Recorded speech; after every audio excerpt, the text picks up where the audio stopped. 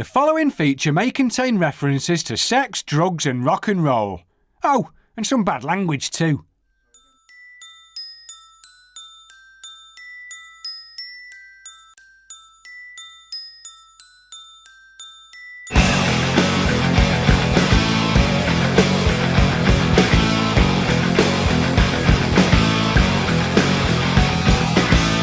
We had our own plane for the whole Use Your Illusions tour. It was like a 727, and it had you go on the plane and it had a bar.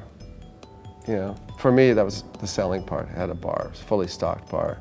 And in the back it had 4 like proper staterooms with beds in them.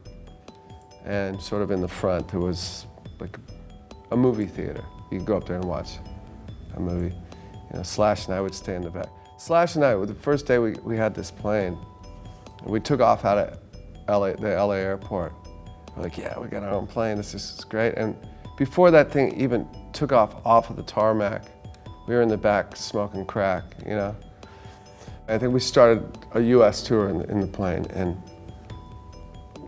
I was always really drunk, you know, by the time we'd land anywhere. But I remember the landings were really bumpy, and I just thought, okay, we're landing.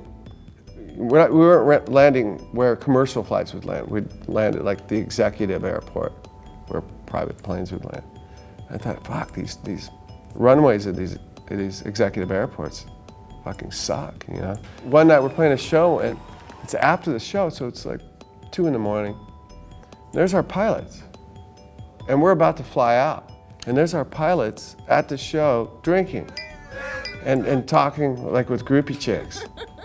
And one of them had like a pair of the groupie's panties, like he'd been off somewhere, you know, whatever. I'm like, oh, these guys are fucked up. So I remember telling our manager, I'm like, hey, our pilots, you know, is that cool? They're drinking, you know, you know. And it turns out they were drinking the whole time, you know, and that's why the landings were so hard. They were maybe as fucked up as I was at the time. We landed, which is probably not a great idea, you know, for a pilot or for us.